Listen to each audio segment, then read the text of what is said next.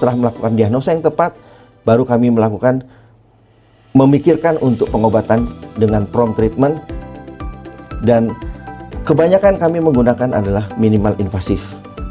Minimal invasif itu adalah salah satu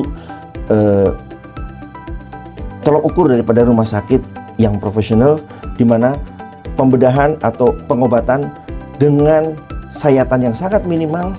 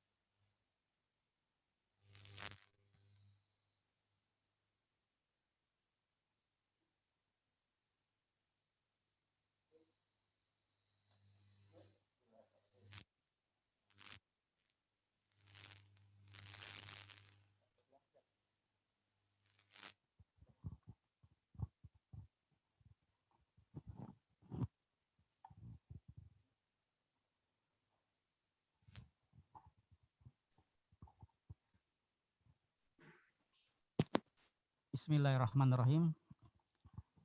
Assalamualaikum warahmatullahi wabarakatuh. Waalaikumsalam warahmatullahi wabarakatuh. Alhamdulillah, segala puji bagi Allah. Salawat salam untuk Rasulullah sallallahu alaihi wasallam. Alhamdulillah pada hari ini Halimun mengadakan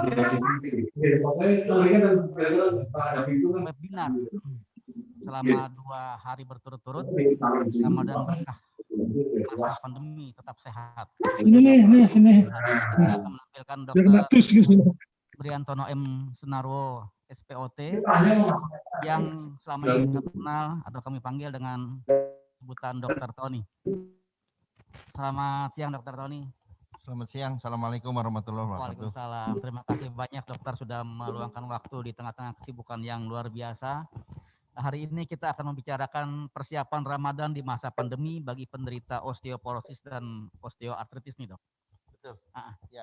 Tapi sebelum itu saya mau tahu dulu dok perbedaan antara osteoporosis dan osteoartritis biar para pemirsa kita juga mengetahui lebih banyak. Silakan dok. Jadi kalau osteoporosis itu, osteo itu asal katanya dari tulang. Osteo itu artinya tulang. Porosis itu artinya poros atau istilahnya kropos. Jadi osteoporosis itu adalah kropos tulang. Kalau osteoartritis itu, osteo itu tulang, artros atau artritis itu dari kata artros, artinya sendi. Jadi sendi tulang yang mengalami peradangan atau pengapuran.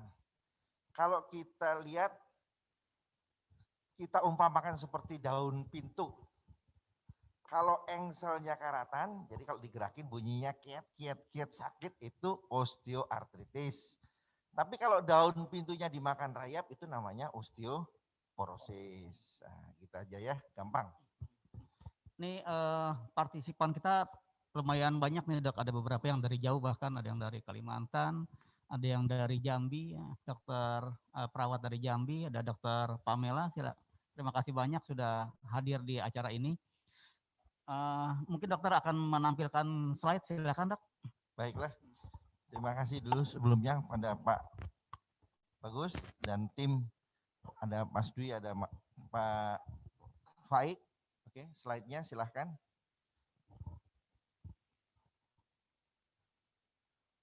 Kita share dulu ya.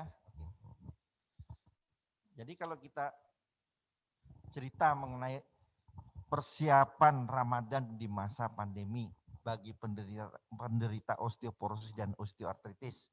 Oke, kita mulai dari awalnya adalah slide pertama. Bahwa puasa itu diwajibkan bagi seluruh muslim dewasa, berakal, sehat, dan waktunya sejak terbit matahari sampai terbenamnya matahari selama bulan Ramadan. Tetapi kewajiban ini tidak berlaku bagi muslim yang sakit secara fisik. Tetapi banyak kaum muslim yang menderita osteoartritis maupun osteoporosis atau kondisi kesehatan lain masih ingin tetap berpuasa. Nah, marilah kita bahas di sini ya. Oke, next. Dalam Al-Quran Al-Baqarah ayat 183, hai orang-orang yang beriman, diwajibkan atas kamu untuk berpuasa sebagaimana diwajibkan atas orang-orang sebelum kamu agar kamu bertakwa. Ya, oke, next. Yang boleh tidak puasa, menderita penyakit, itu di Al-Baqarah 184, 185. Dalam perjalanan atau safar, ya, sama juga di Al-Baqarah 184. Wanita dalam menstruasi atau haid, wanita hamil dan menyusui, anak yang belum akil balik. Nah ini yang pengecualian yang boleh tidak puasa. Oke, berikutnya. Jadi efek fisiologis puasa. Pertama pasti efek asupan kalori. Yang kedua adalah asupan cairan. Karena kita nggak boleh makan, nggak boleh minum ya.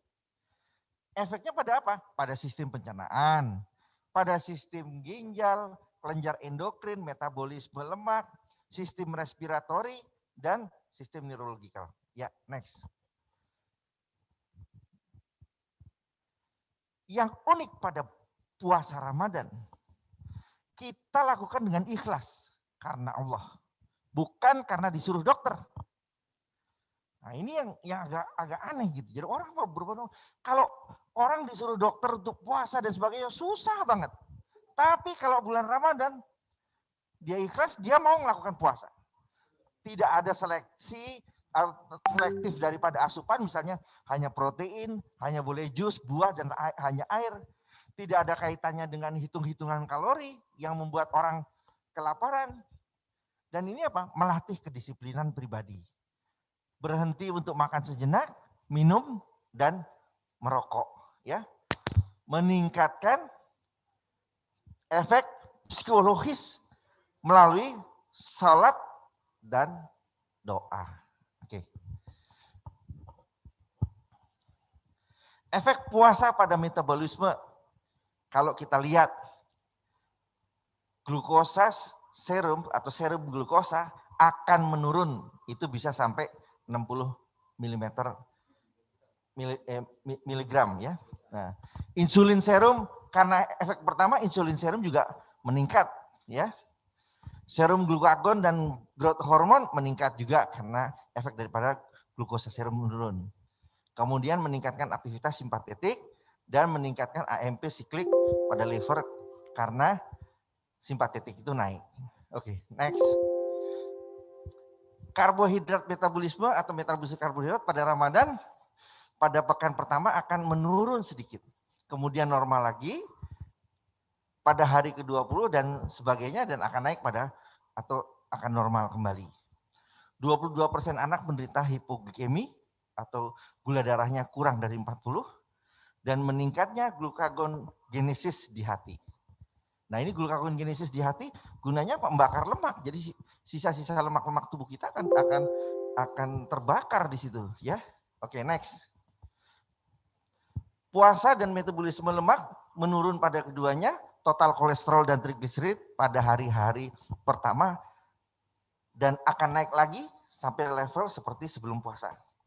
Meningkatnya HDL-C, kemudian efek yang sangat bervariasi tergantung pada kualitas dan kuantitas asupan makanan selama iftar atau berbuka dan pada saat sahur. Oke. Fungsi ginjal. Nah, ini yang aneh nih. Asupan air kurang tapi volume urin tetap, osmolalitas daripada urin tetap, solutnya juga tetap, elektrolitnya pun ekskresinya tetap normal. BUN atau BUN sedikit meningkat. Ini insignifikan. Meningkatnya asam urat pada puasa Ramadan lebih sedikit dibandingkan dengan puasa-puasa yang dilakukan pada setahunnya. Oke, next. Efek lain yang timbul pada selama bulan Ramadan adalah sedikit naiknya bilirubin, tetapi tidak merubah SGOT dan SGPT. Sekresi lambung sedikit berkurang, karena asupannya juga berkurang. Tidak adanya perubahan pada denyut jantung maupun tekanan darah, tidak ada perubahan pada kalsium atau elektrolit, jadi nggak usah khawatir. Wah, katanya kalau puasa itu tulangnya jadi keropos, karena apa? Kalsiumnya berkurang. Tidak sama sekali ya. Tidak ada perubahan pada Hb, hitung jenis, maupun besi yang disimpan oleh tubuh. Oke, next. Nah, osteoporosis, tadi sudah ditanya sama Pak Bagus. Osteoporosis itu tulangnya keropos. Kalau kita lihat gambarannya seperti ini, ya berikutnya, makin tua makin keropos. Nah, kalau kita lihat di sini, tulang itu ada tulang trabekula atau yang istilahnya tengah tulang, dan satu lagi adalah korteks atau tulang yang pinggir yang keras. Nah, pada osteoporosis korteksnya tetap atau tulang kortikal ditetap, tapi trabekulanya akan berkurang. Oke, next. Nah, ini kelihatan terus trabekula sama itu trabekula, yang satunya adalah korteks. Ya, berikutnya. Yang pada normal kalau kita lihat trabekulanya rame, pada osteoporosis trabekulanya bolong-bolong seperti sarang laba-laba, bolong banyak. Jadi tulang itu akan terjadi keropos, tapi bentuknya tetap. Sehingga apa, kekuatannya akan kurang, sehingga kalau jatuh gampang sekali terjadi patah tulang. Berikutnya. Nah, ini tanda-tanda yang keropos. Next. Pada yang keropos itu biasanya terjadi pengeroposan pada tulang belakang. Sehingga tulang itu terjadi, kalau kita lihat di paling kanan, ini gambarnya, panahnya di sebelah kanan, itu gambarnya adalah tulangnya itu fraktur atau patah yang merah-merah itu. Sehingga apa? Kalau kita lihat jadi postur daripada ibu atau bapak akan membungkuk. Ini gambarannya kenapa saya gambar perempuan dari tadi ya. Karena sebetulnya osteoporosis itu banyak sekali pada wanita daripada pria. Kalau wanita itu osteoporosis mulai dari usia 45 sampai seterusnya, sedangkan pria itu baru mulai pada umur 70 ya. Oke, next. Kalau kita lihat masa tulang di sini, rata-rata pada usia 50 tahun pada saat menopause ya, next, pencet aja terus. Tulang itu akan mulai keropos. Ya, berikutnya. Nah, ini kalau kita ambil situ, kita lihat, kita besarkan di dalam mikroskop ini, ya next berikutnya, bahwa tulang itu terjadi resorpsi sehingga keropok, kemudian terjadi formasi pembentukan dan terjadi tulang baru lagi di sebelah. Nah, itu ceritanya begitu. Ini semua siklus ini semua 120 hari. Nah, sedangkan pada kita yang usianya sudah mulai menopause, udah mulai lanjut, si tukang bikin tulangnya itu agak malas, agak berkurang dia. Sehingga terlambat, harusnya 120 hari sudah terjadi formasi tulang baru, ini bisa lebih panjang. Akhirnya apa? Tulangnya jadi keropos atau sedikit banyak rongga-rongganya. Oke, berikutnya. Ini kita cerita tentang osteoartritis. Nah, osteoartritis ini saya ambil dari buku saya tentang pendekatan holistik secara osteoartritis. Berikutnya kita lihat bahwa osteoartritis itu adalah, atau kita sebut sebagai OA, adalah suatu penyakit degeneratif yang pada tulang rawan sendi, yang dia menyebabkan permukaan tulang rawan sendinya akan rusak. Sehingga sendi itu kalau digerakkan akan terjadi bunyi krek krek krek krek dan terasa sakit. Oke, berikutnya. Ini bisa kena pada panggul, lutut, tangan, kaki, ya, tulang belakang, semua bisa, semua sendi, di mana sendi itu bisa bergerak dan akhirnya jadi tidak bisa bergerak, kaku, dan perlu dilakukan tindakan-tindakan untuk pengobatannya. Ya, berikutnya. Kalau kita lihat diagnosa daripada OA, biasanya pasien itu datang ke kami itu adalah dengan keluhan sakit sendi. Kemudian kita lakukan pemeriksaan radiologi. Nah, pada pemeriksaan ronsen kita lihat adanya pengapuran yang kita sebut sebagai osteophyte. Ya, next berikutnya. Kemudian kaku sendi, di mana ini terjadi selama 30 menit. Setelah 30 menit digoyang-goyang dia akan hilang lagi.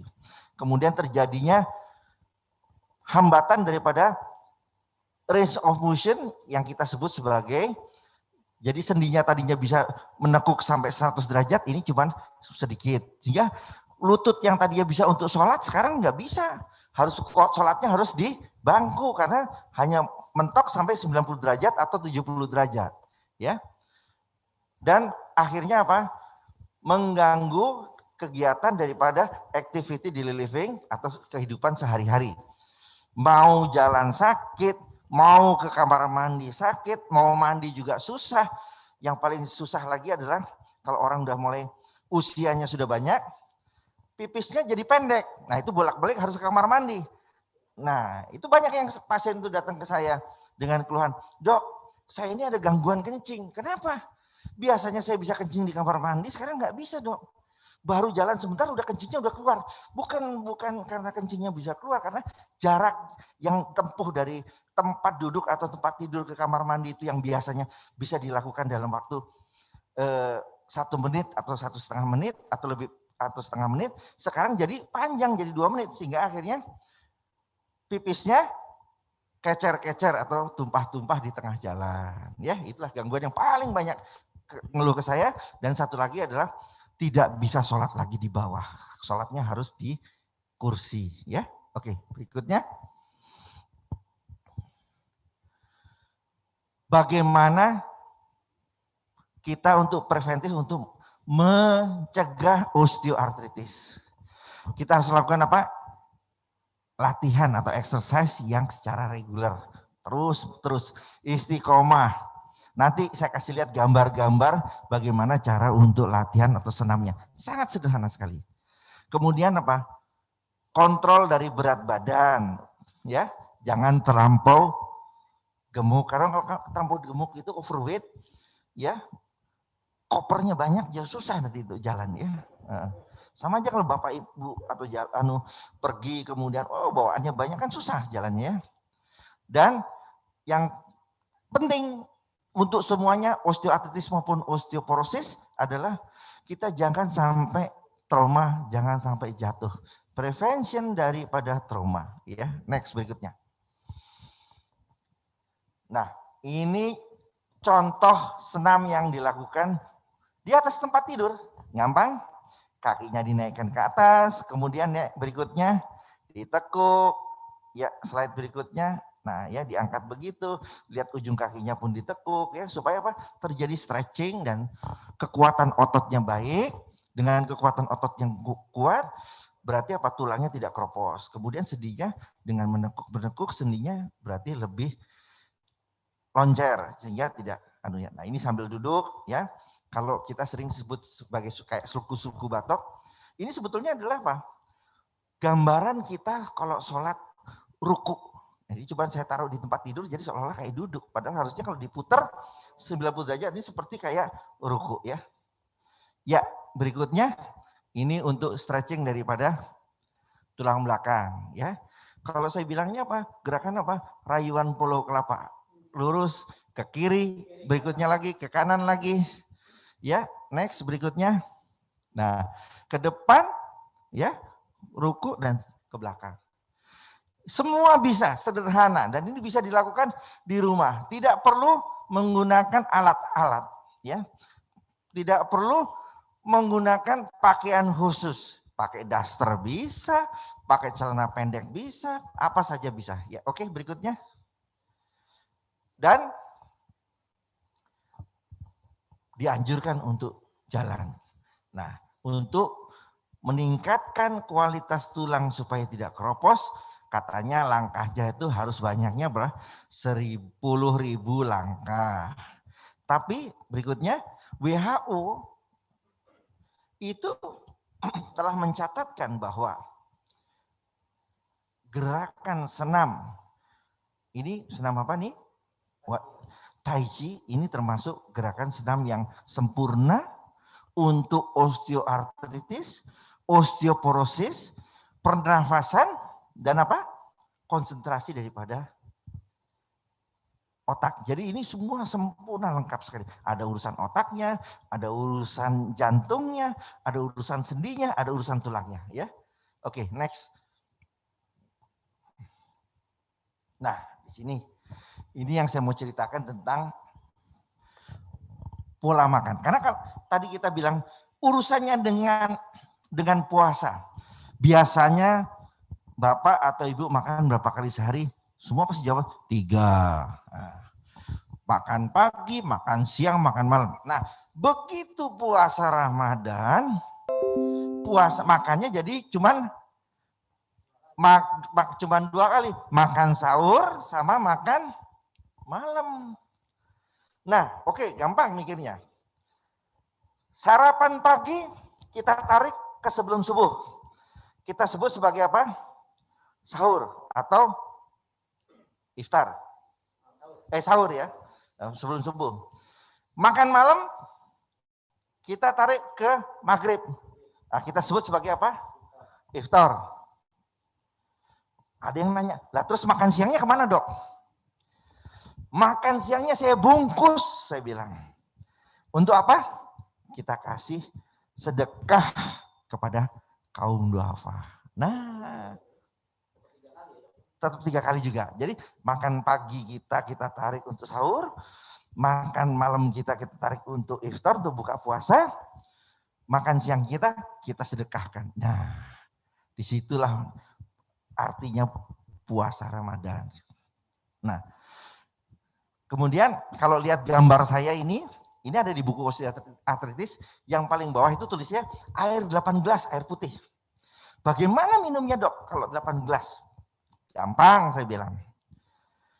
Bangun tidur kita minum 2 gelas. Ya kan? Mau tidur kita minum 2 gelas. Sudah 4 gelas kan? Makan sahur 1 gelas. Buka puasa 1 gelas. Masih ada 2 gelas lagi. 1 gelas sebelum tidur setelah taraweh. Dan 1 gelas lagi pada qiyamul lail, pada saat kita bangun sebelum malam, sebelum kita sahur, persiapan untuk sahur ya ibu-ibu. Jadi 8 gelas semuanya terpenuhi. Nah, ini saja yang harus lengkap 8 gelas. Tapi kalau yang tadi makan siangnya kita sedekahkan ya. Next berikutnya. Ini adalah beberapa daftar makanan yang kurang baik atau perlu dihindari ya, nanti bisa dibaca. Nah, bagi ibu-ibu, bapak-bapak yang mengikuti webinar ini, nanti bisa kirim WA atau kirim email untuk dapatkan buku ini secara cuma-cuma ya Pak Bagus ya. Insya Allah ya, kita kirim ya. Next berikutnya. Masih ada waktu Bu, karena apa? 2 minggu lagi puasanya, jadi cepat-cepat baca bukunya sehingga persiapan kita 2 minggu insya Allah bisa ya. Oke. Ya, kebiasaan merokok ya, nggak boleh. Minuman keras kita nggak mungkin lah. Konsumsi narkoba juga nggak ya, heroin. Oke, next berikutnya. Saran umum untuk yang berpuasa. Nomor 1, konsultasi pada dokter. Itu penting. Dokter Anda harus kita konsultasiin. Ya. Latihan puasa pada bulan Syakban. Boleh. Karena supaya kita nggak kaget. Latihan dulu. Sehari 2 hari. Pada Syakban nih. Syakban baru pertengahan nih. Baru 15. Pasti ada waktu ya. Kemudian minta pada dokter Anda untuk mengubah obat yang Anda konsumsi menjadi 1 kali atau 2 kali sehari. Karena biasanya makan obat 3 kali sehari. Dok, ada nggak obat yang 1 kali atau 2 kali sehari dok? Karena saya mau puasa. Ya, insya Allah ada. Semua ada. Substitusi daripada itu. Nah, yang paling penting kalau pasien-pasien yang sakit tulang karena osteoporosis maupun osteoartritis itu biasanya nyeri sendinya. Nah, pasien ini adalah pasien lansia yang menggunakan obat-obat antiinflamasi yang non steroid. Ini harus mendapat pengawasan daripada fungsi ginjalnya. Kalau fungsi ginjalnya nggak bagus, NSAID atau obat-obat antiinflamasi, anti peradangan ini sebaiknya tidak diminum karena akan mengganggu fungsi ginjal. Malah kan ada beberapa yang menyebabkan ginjalnya stop sehingga harus cuci darah. Obat antikoagulan atau pengencer darah dan anti epilepsi yang diberikan pada malam hari. Nah, itu juga harus diperhatikan. Jadi kalau kita pakai obat pengencer darah, makannya malam hari atau obat epilepsi. Jangan nggak dimakan, bahaya. Harus dimakan ya. Berikutnya. Ini referensi. Oke, next berikutnya. Terima kasih. Nah, ibu, bapak-bapak, kalau ada yang mau tanya, boleh di chat atau di mana, atau mau langsung juga boleh. Silakan. Terima kasih banyak dokter. Perlu diketahui juga dok, ini kita siaran langsung di YouTube dan di Facebook nih dok. Alhamdulillah. Alhamdulillah. Nah, sebelum audiens bertanya, saya ingin bertanya juga di buku dokter Ramadan yang mengasihkan ini ada ditulis salat tarawih dan relaksasi tulang. Itu apa karena banyaknya rakaat terus kemudian kita salat tarawih tumak nina gitu. Jadi ada semacam stretching dok ya, ada peregangan dan sebagainya. Atau gimana dok? Jadi kalau tadi lihat gambar slide yang saya kasih lihat bahwa sebetulnya gerakan-gerakan relaksasi daripada sendi, otot dan tulang, terutama tulang belakang, itu adalah gerakan-gerakan sholat. Yang saya rubah, yang harusnya berdiri jadi duduk di tempat tidur atau kita taruh di tempat tidur. Kenapa?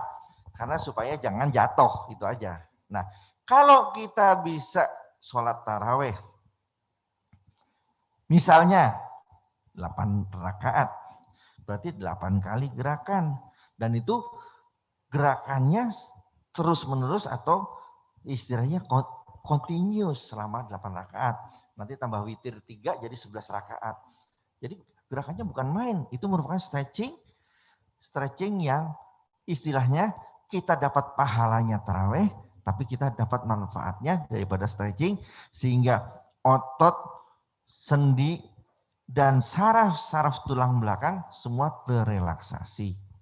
Ya, itu kalau nanti sempat pada pertemuan berikutnya saya akan bahas lagi apa manfaatnya sholat pada fungsi-fungsi dalam tubuh, mulai dari fungsi pencernaan, fungsi ginjal, fungsi kemih dan sebagainya ya. Oke, next.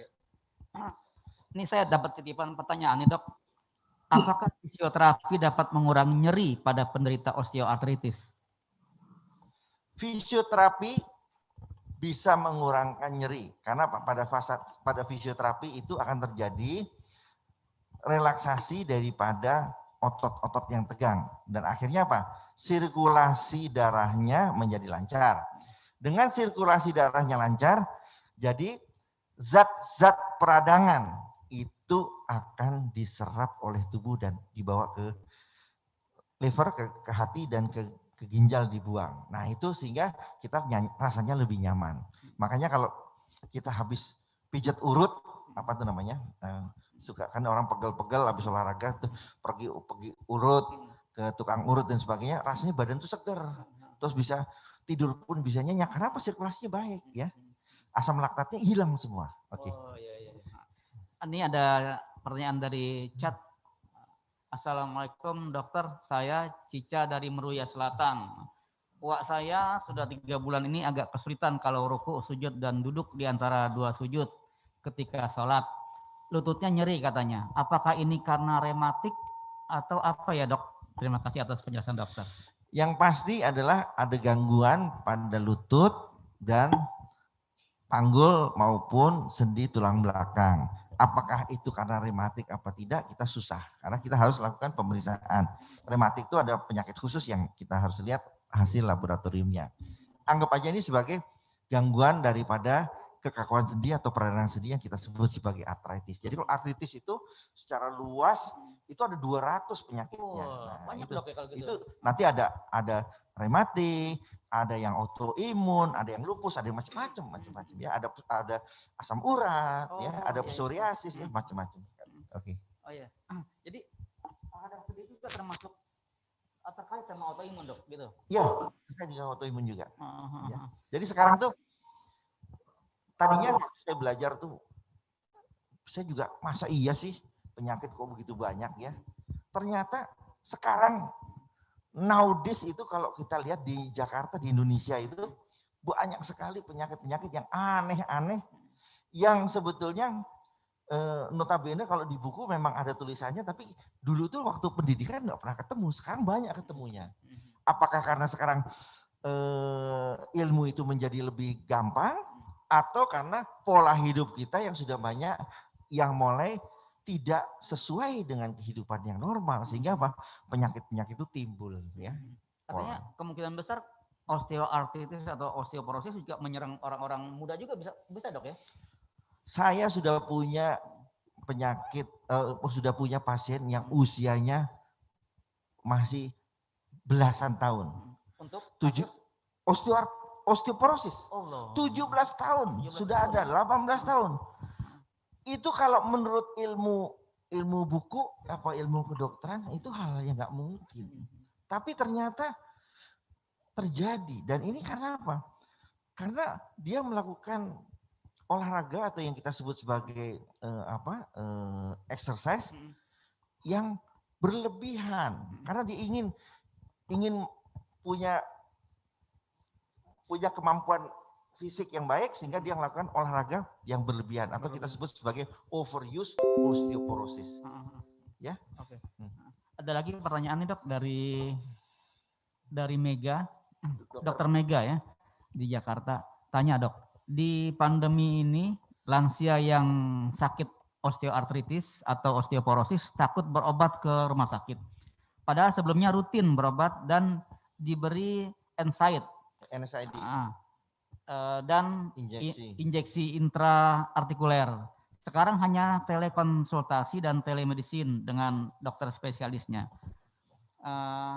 Kemudian minum obat NSAID itu yang ingin ditanyakan amankah obat tersebut yang sebentar lagi mau puasa diminum untuk pasien lansia 70 tahun wanita. Betul. Terima kasih. Pertanyaan Dokter Mega ini memang selalu di dalam setiap bulan Ramadan itu kita banyak sekali, terutama yang dokter ortopedi ini menemui pasien-pasien yang sudah lansia ya. Kalau saya nggak mau bilang lanjut usia atau umur tua, tapi umurnya udah banyak. Umurnya udah banyak. Benar. Pasien umur banyak tuh biasanya ada kita paling takut itu adalah gangguan fungsi ginjal. Kalau fungsi ginjalnya tidak baik, sedangkan pada saat puasa asupan airnya berkurang, ginjal itu makin kering. Nah, kalau ginjal makin kering karena obat-obatan NSAID, itu ginjal bisa tiba-tiba stop, akhirnya cuci darah. Nah, makanya kita harus mulai mengurangi NSAID itu sebelum dia masuk puasa. Bagaimana caranya? Dengan dicoba yang tadinya 2 kali 3 kali sehari jadi 2 kali sehari, kemudian yang 2 kali sehari jadi 1 kali sehari. Kalaupun misalnya makan yang obat 1 kali sehari, diselang-selang. Setiap tanggal ganjil makan obat, genap tidak makan obat. Dan diperhatikan atau istilahnya kalau orang Jawa bilang diwanti-wanti, Pak, Ibu jangan lupa minumnya yang cukup. Minumnya air putih yang hangat, selalu begitu, air putih yang hangat. Buka puasa selalu dengan air putih hangat. Mau sahur minum air putih hangat. Sesudah sahur minum air putih hangat. Jadi berkali-kali supaya dia juga ingat, oh ternyata air itu penting. Ya. Jadi bukannya sirup, bukannya apa? Soft drink, bukannya kopi, tapi air putih hangat ya. Oke. Ada lagi pertanyaan Dok dari Tommy Tamtomo. Assalamualaikum dokter. Kalau naik tangga lutut saya agak nyeri. Apakah ini gejala osteoartritis? Terima kasih. Gejala awal daripada osteoartritis itu biasanya adalah gangguan daripada pergerakan sendi. Nah, manusia itu memang modalnya adalah modal dengkul. Apapun modal dengkul. Coba kamu pikirkan. Mau buang air kecil modal dengkul. Mau buang air besar modal dengkul. Mau ibadah, sholat, mau agama apapun modalnya dengkul. Kalau dengkulnya lututnya nggak bisa nekuk, mau orang Islam, mau orang Katolik, mau orang Buddha, nggak bisa berlutut. Nah, disitulah. Jadi kita lihat bahwa kalau sudah mulai dengan ini merupakan tanda awal daripada osteoartritis sendi, makanya kita harus cepat-cepat perbaiki, ya. Oke. Pelihara. Ada lagi pertanyaan dari Fitria. Dokter, saya mau tanya, punggung sebelah kiri mama saya menonjol yang menyebabkan sekitar sakit buat berjalan. Katanya berasa sakit sampai ke pinggang. Mama saya sering minum Viostin dan lain-lain. Apakah ada efek sampingnya kalau minum itu terus? Bagaimana cara meredakan rasa sakitnya? Terima kasih sebelumnya dokter. Jadi ibu itu akan merasa nyeri karena tonjolan pada tulang belakang. Nah ini karena apa? Karena tulang belakangnya sudah mulai terjadi kropos dan membungkuk. Nah pada saat membungkuk apa? Saraf-saraf di tulang belakang ini menekan. Nah obat yang tadi disebut itu adalah obat hanya untuk menghilangkan rasa sakit. Nah bagaimana caranya supaya tidak sakit? Bungkukan itu atau yang membungkuk itu jalannya coba ditarik lagi badannya. Supaya tidak membungkuk seperti ini tapi ditarik. Bisa dibantu, bisa. Dengan apa? Menggunakan korset. Ya. Kalau misalnya tidak ada korset, bisa pakai angkin. Kalau nggak ngerti angkin, pakai stagen. Ya, diikat. Supaya apa? Tubuh itu jadi tetap tegak. Ya.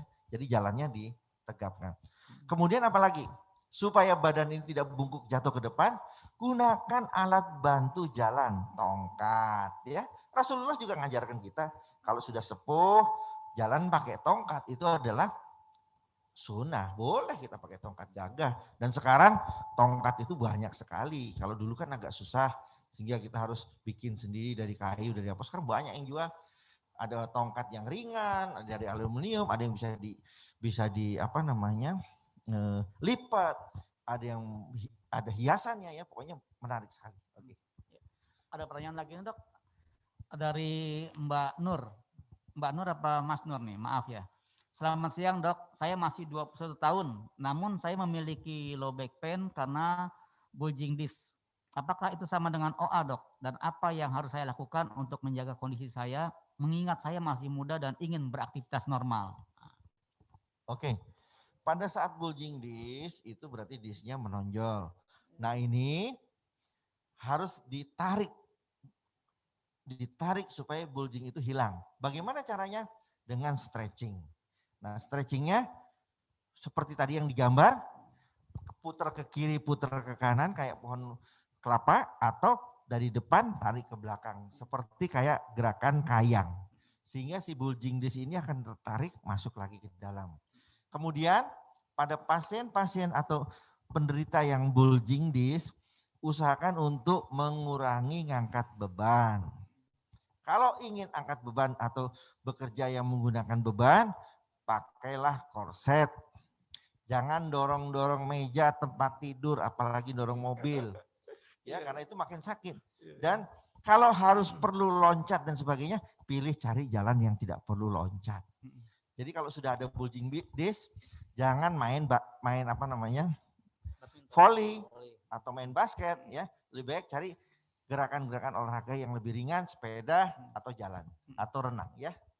Satu Berikutnya. lagi nih, Dok, ada pertanyaan titipan dari Mbak Riana.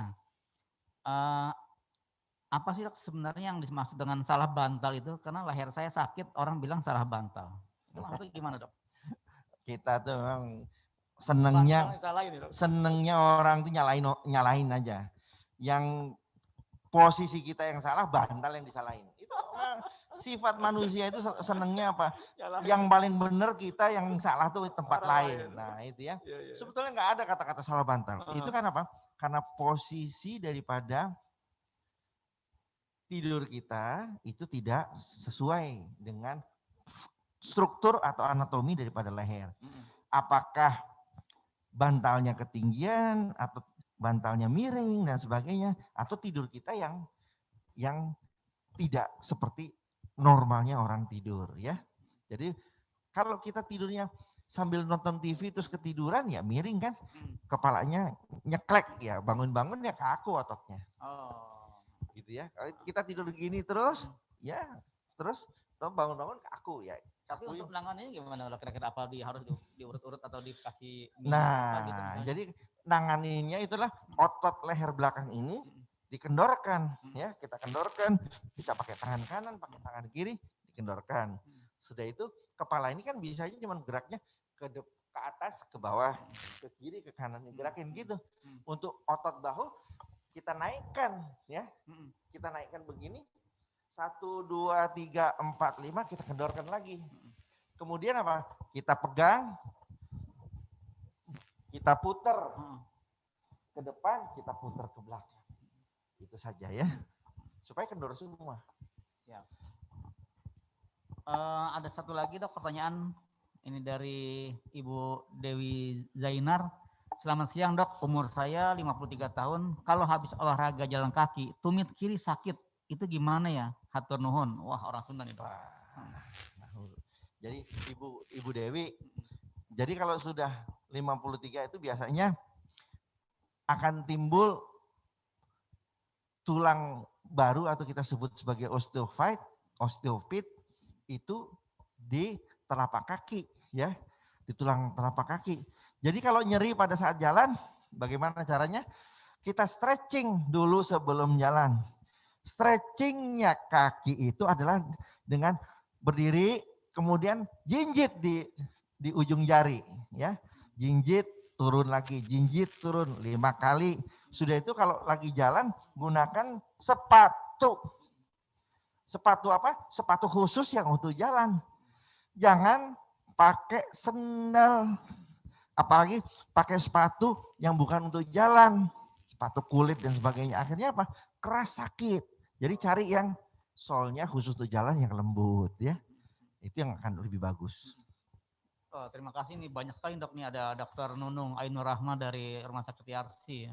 Oh. Terima kasih banyak Dr. Nunung. Ada juga Pak Hendra nih dari komandan kita, Dok, pelatih Iya. kebakaran dulu ya, penanganan kebakaran. Terima kasih Pak Hendra. Ada pertanyaan lagi, Mas Baik?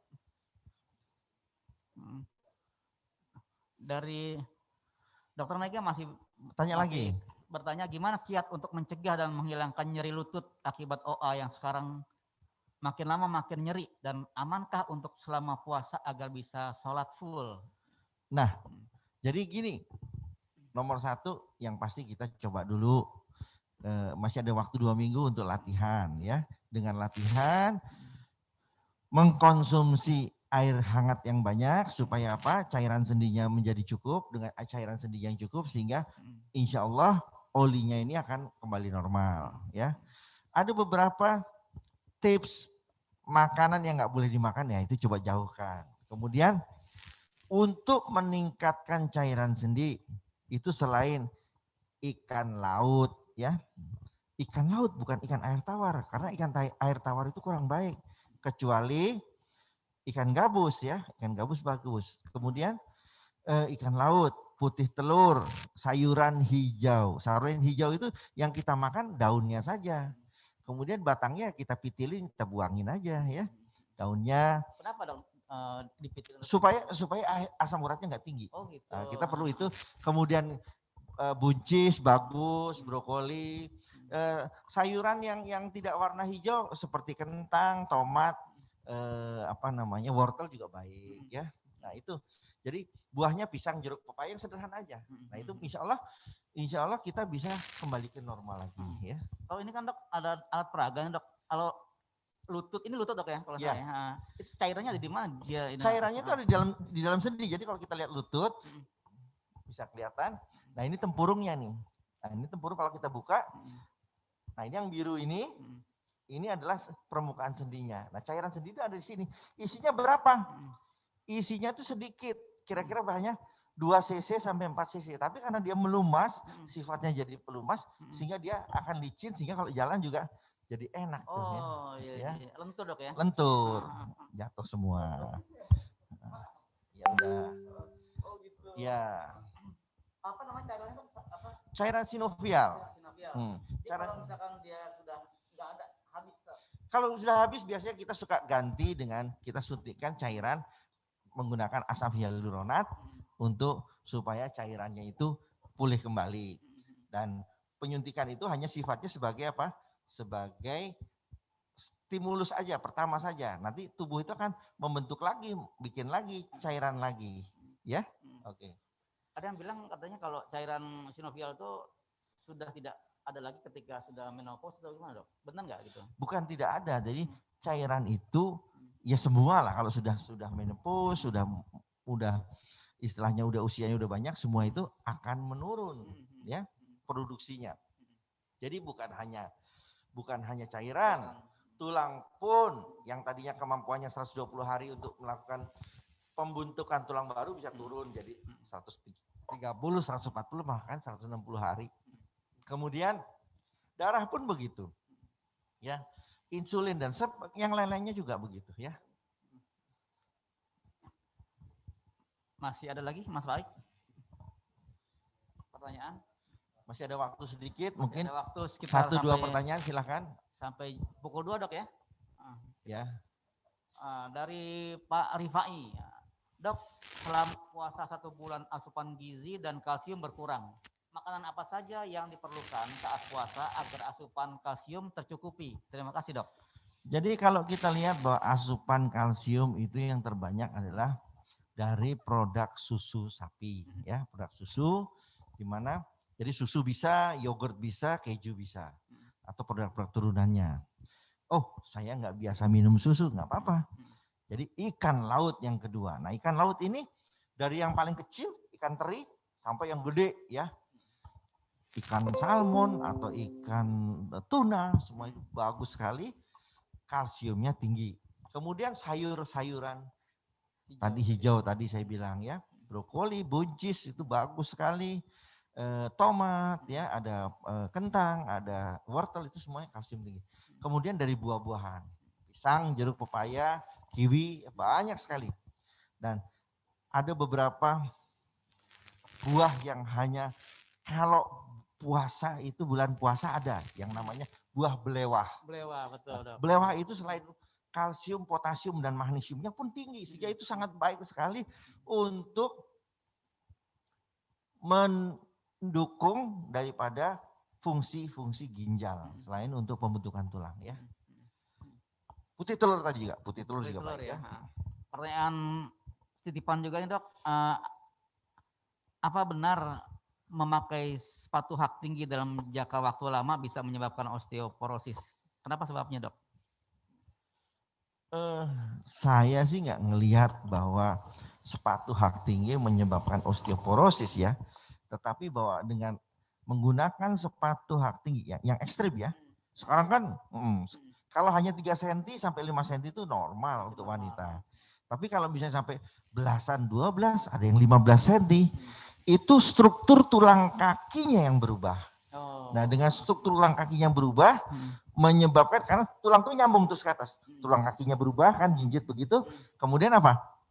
Tulang kering dan lututnya akan berubah sehingga titik beratnya akan berubah. Nah, disitulah terjadinya osteoartritis.